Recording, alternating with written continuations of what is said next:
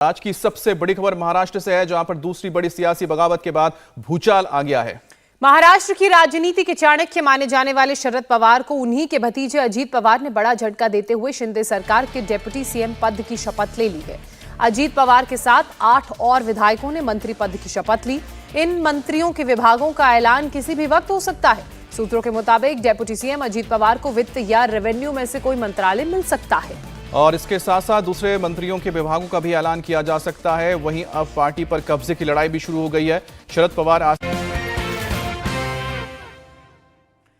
NCP में सबसे बड़ी टूट के बाद आज अजीत पवार एक हाई लेवल मीटिंग करने जा रहे हैं। ये मीटिंग सुबह 11 बजे अजीत पवार के घर पर होगी। इस बैठक में अजीत गुट के सभी नेता शामिल होंगे। इसके साथ ही वो 8 विधायक भी बैठक का हिस्सा होंगे, जिन्होंने कल अजीत पवार के साथ महाराष्ट्र सरकार में मंत्री पद की शपथ ली थी। इस बैठक में अजीत पवार विधायकों को लेकर मंथन करेंगे। इसी बीच एनसीपी प्रमुख शरद पवार भी पुणे से सतारा के लिए निकल चुके हैं। सतारा में आज शरद पवार पूर्व सीएम चौहान को श्रद्धांजलि देंगे। वहीं सतारा से जिस वक्त पवार निकले, वहां बड़ी संख्या में एनसीपी के कार्यकर्ता मौजूद रहे। पवार का सतारा के रास्ते में जगह जगह कार्यकर्ता स्वागत भी कर रहे हैं। ये बीते कल की तस्वीरें आप देख रहे हैं, जब अजीत पवार ने राज्यपाल से मुलाकात कर शिंदे सरकार में डिप्टी सीएम की शपथ ली। अजित अनंतराव पवार गांभीर्यपूर्वक दृढकथन करतो की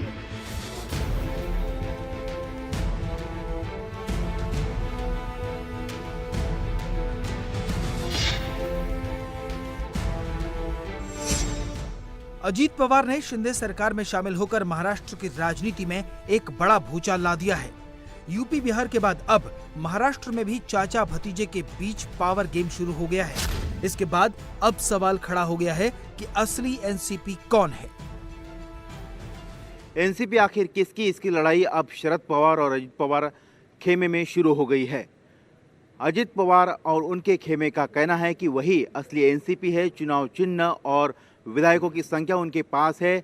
उनका ही व्हिप जो है वो जारी होगा। अनिल भाईदास जो है पाटिल अमलनेर के विधायक, वो पार्टी के चीफ व्हिप है। तो अब शरद पवार खेमे का कहना है कि उन्होंने जितेंद्र आव्हाड को जो है चीफ व्हिप बनाया है और वही अब अपोजिशन लीडर भी होंगे। इसकी एक तस्वीर बगावत के बाद दिख गई। जो नेता कल तक शरद पवार के लेफ्ट राइट थे, आज वो अजीत पवार के अगल बगल बैठे हैं। जो कद, जो रुतबा कभी पार्टी में शरद पवार का हुआ करता था, वो आज अजीत पवार का है। प्रफुल्ल पटेल कल तक शरद पवार के करीबी थे, लेकिन आज वो अजीत पवार के साथ हैं। एनसीपी में बगावत के बाद अब चाचा शरद पवार और भतीजे अजीत पवार के बीच में नंबर गेम शुरू हो गया है। जो कुछ आज थोड़े बहुत प्रॉब्लम होते हुए वो सॉल्व करने के लिए भी सबने एकजुट होके उसका मुकाबला करना चाहिए। इसी माध्यम से हमने सबने मिलके ये डिसीजन दिया है। पार्टी के नाते हमने ये डिसीजन लिया है और ये होते हुए पूरे विधायक हमारे साथ है, मेंबर ऑफ पार्लियामेंट हमारे साथ है, बाकी के पार्टी के वर्कर हमारे साथ है। इसीलिए आज मैंने डिप्टी चीफ मिनिस्टरशिप का ओथ ली। बाकी के हमारे सीनियर नेता और नया भी कुछ लोगों को हमने आज तक इस गवर्नमेंट में लेडी को प्रतिनिधित्व नहीं था, आगे शायद वो देंगे, लेकिन हमने वो भी सोचा और यंग जनरेशन को भी हमने कैबिनेट मिनिस्टर के नाते जैसे। अजीत पवार का दावा है कि उनके साथ 42 विधायक हैं। अजीत पवार का कहना है कि एनसीपी के चुनाव चिन्ह पर चुनाव लड़ेंगे। एनसीपी का नाम और निशान हमारा हक है। एनसीपी के सभी विधायक और कार्यकर्ता उनके साथ हैं। एनसीपी के कुल 54 विधायक 2019 में जीतकर आए थे, जिसमें से कि जो पंढरपुर की सीट है वो बाई इलेक्शन में एनसीपी ने गवाही दी थी।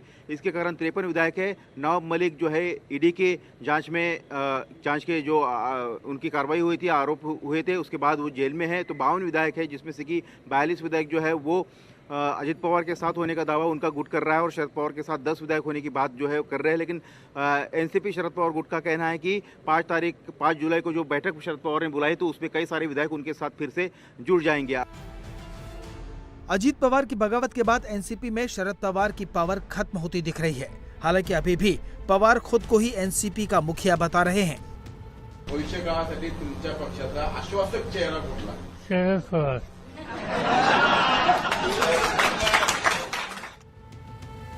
बागियों को शरद पवार बार बार नसीहत दे रहे हैं। शरद पवार पीएम मोदी के उस बयान का भी हवाला दे रहे हैं जिसमें प्रधानमंत्री ने एनसीपी नेताओं पर भ्रष्टाचार के गंभीर आरोप लगाए थे। जो कुछ हो गया महाराष्ट्र में, इससे एक बात साबित हो गई कि 2-4 दिन पहले देश के प्रधानमंत्री नरेंद्र मोदी उन्होंने राष्ट्रवादी कांग्रेस पर एक इल्जाम लगाया था। उन्होंने ये कहा था कि ये पार्टी के नेता लोग स्टेट कोऑपरेटिव बैंक, जो महाराष्ट्र की बैंक है कोऑपरेटिव, इसके भ्रष्टाचार में फंसे हैं। सूत्रों की माने तो शरद पवार और परिवार के लोगों को उम्मीद है कि अजीत पवार वापस आ जाएंगे। यही वजह है कि देर रात जब सुप्रिया सुले सामने आई तो उन्होंने दादा अजीत पवार के लिए कहा कि मैं दादा भाई के साथ हमेशा रहूंगी।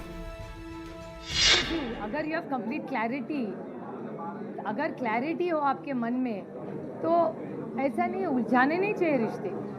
हमारे जो पर्सनल रिश्ते हैं वो एक जगह है और प्रोफेशनल, और अगर हम अच्छे प्रोफेशनल्स हो तो हम कभी मिक्स नहीं करेंगे। हमारा जो इमोशनल रिश्ता है वो उसकी जगह और जिम्मेदारी उसकी जगह, दोनों मायने रखते हैं और दोनों अपनी जगह सही है। नहीं, मेरे ख्याल से इस बारे में हमने अभी तक सोचा नहीं है। और सुबह पवार साहब ने भी, अगर आपने उनकी प्रेस देखी होगी तो एक चीज़ पवार साहब 2-3 बार बोले कि हम इस सब में नहीं फंसेंगे, हम लोग डायरेक्ट लोगों तक जाएंगे, हम लोगों में जाएंगे, लोगों से बात करेंगे। ये चीज़ पवार साहब ने आज सुबह ही बोली है। तो मेरे ख्याल से जो महाराष्ट्र देश की जनता, माई बाप जनता है, वो तय करेगी। लेकिन सुप्रिया सुले के साथ प्रेस कॉन्फ्रेंस में जब महाराष्ट्र के एनसीपी अध्यक्ष जयंत पाटिल बोले तो उनकी जुबान पर बागियों के खिलाफ एक्शन था। जी शपथ घेतलेली आहे ती पार्टीच्या प्रेसिडेंटना, राज्य आणि राष्ट्रीय प्रेसिडेंटना न सांगता केलेली त्यांची कृती आहे आणि त्याबाबत राष्ट्रवादी काँग्रेस पक्ष तातडीनं कायदेशीर पावलं उचलेल असं मी तुम्हाला दुपारी सांगितलेलं। त्याप्रमाणे आम्ही सर्व पावलं उचललेली आहेत आणि आम्हाला अपेक्षा आहे की राहुल नार्वेकर विधानसभेचे अध्यक्ष यांनी या बाबतीत आम्हाला लवकरात लवकर बोलवावं। त्याच्यासाठी फिजिकल या पिटिशन त्यांच्याकडे फाइल करण्याची व्यवस्था आम्ही केलेली आहे। पार्टी में बगावत के बाद एनसीपी ने विधानसभा में अपना चीफ व्हिप भी बदल दिया है। पार्टी ने जितेंद्र आव्हाड को चीफ व्हिप नियुक्त किया है। पहले अनिल पाटिल थे जो अजीत पवार के साथ बगावत करके मंत्री बन गए हैं। चीफ व्हिप के बाद जितेंद्र आव्हाड ने बागी विधायकों के खिलाफ एक्शन के संकेत दे दिए। अध्यक्ष नार्वेकर जी को ये पिटीशन हम ईमेल द्वारा भेज चुके हैं। हमने उनके घर में भी पहुंचाया है। उनको बार बार मोबाइल लगाया था, उन्होंने उठाया नहीं। मोबाइल के माध्यम से भी उनको बताया गया है कि डिस्क्वालिफिकेशन पिटीशन फाइल हुआ है। ये बात हमने ईसीआई को भी कन्वे कर दी के खिलाफ भी है। जो 9 लोगों ने शपथ विधि ली है उनके खिलाफ ये पिटीशन है। जितेंद्र आव्हाड के बयान से साफ है कि पार्टी बागी विधायकों को माफ करने के मूड में नहीं है। पार्टी ने विधानसभा स्पीकर और चुनाव आयोग के पास विधायकों की अपात्रता याचिका दर्ज की है। एनसीपी का अजित पवार समेत जो 9 विधायक जिन्होंने मंत्री पद की शपथ ली, उनके खिलाफ डिस्क्वालिफिकेशन पिटीशन जो है राज्य के विधानसभा स्पीकर और चुनाव आयोग में एनसीपी ने, शरद पवार गुट ने जो है दर्ज की है। बाकी विधायकों को समय दिया है और कहा है, चेतावनी दी है कि अगर वो वापस नहीं आए तो उनके ऊपर भी इसी तरह से कार्रवाई होगी। वहीं संसद में अगर चाचा भतीजे के बीच पावर गेम की बात करें तो लोकसभा में दोनों की ताकत बराबर दिखती है, लेकिन राज्यसभा में शरद पवार का पलड़ा भारी दिख रहा है। इस बीच शरद पवार ने 5 जुलाई को एनसीपी के नेताओं की बैठक बुलाई है। इस बैठक के जरिए शरद पवार पार्टी में अपना कद साबित करने की कोशिश करेंगे। लेकिन अगर अजीत पवार विधानसभा में नंबर गेम में बाजी मार लेते हैं तो शरद पवार के लिए ये सबसे बड़ी हार होगी। इंडिया टीवी हर वक्त हर जगह डाउनलोड करने के लिए सर्च करें India TV news Google play store या ऐप स्टोर पर।